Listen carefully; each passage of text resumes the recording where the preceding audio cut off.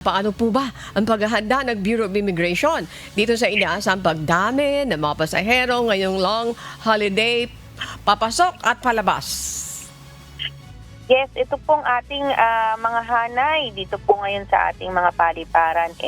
Fully man po, expected po natin talagang madami ang babiyahe sa mga susunod na araw at long weekend. Magsisimula po yung siguro bigat ng mga mabiyahe by Wednesday or Thursday. Yan po inaasahan natin na mga pinakamabigat na araw. All the way until Sunday sa linggo po.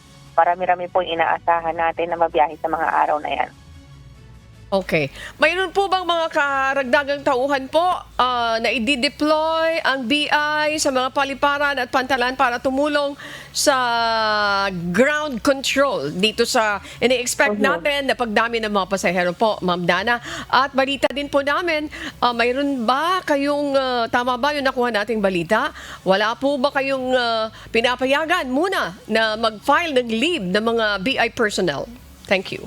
Yes. As part po of our regular na programa po, itong mga tauhan po natin na frontliners, hindi po muna pinapayagan na mag-file ng kanilang mga leave tuwing holiday season, tuwing mga long weekend, yung mga tinuturing natin na peak season, para ma-maximize po yung mga tauhan natin sa mga frontlines.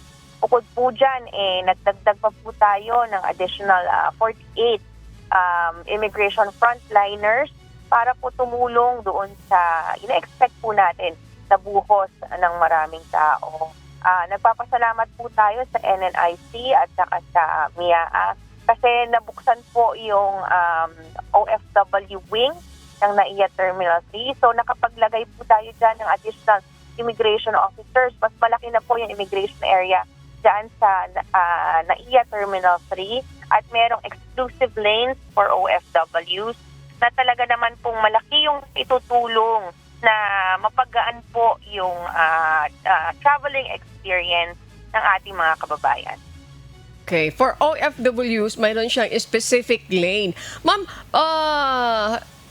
pwede niyo po bang banggitin, I don't know kung yung ating mga nakukuha impormasyon, tama ba na ini-encourage niyo yung mga travelers natin na mag-register sila doon sa e-travel platform para mas mapabilis? And then, we made to understand na mayroon din kayong e-gates. Can you explain this po? At ano yung gamit nito para ma-encourage natin yung ating mga travelers para ma-avoid yung delay?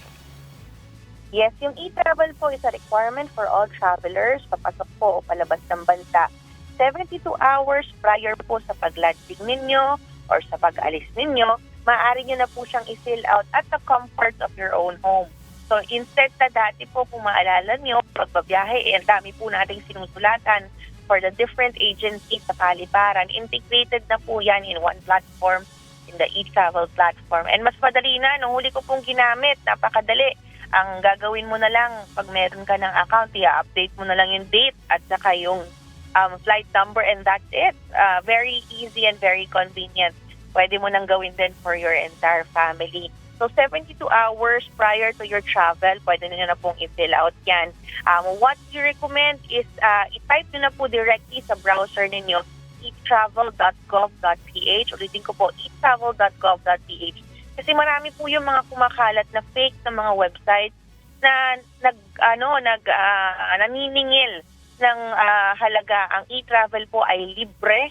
Wala pong binabayaran for that. So you can fill it out po 72 hours prior to your travel. And yung mga e-gate po, buti po nabanggit ninyo, pag dumadating po yung ating mga kababayan, we highly recommend that you take advantage of the e-gate kasi malaking bawas yan. Kasi minsan po, parang alanganin yung mga kababayan natin na magpunta doon sa mga e-gates natin dahil new technology ito, kumbaga. But it's very convenient, it's very fast. Just swipe your passport and that's it. Malaking bagay po na mabawasan yung travel na, yung processing time natin from the usual 45 seconds, it can go as low as 8 seconds per passenger. So napakalaking bagay po ng mga electronic gates natin.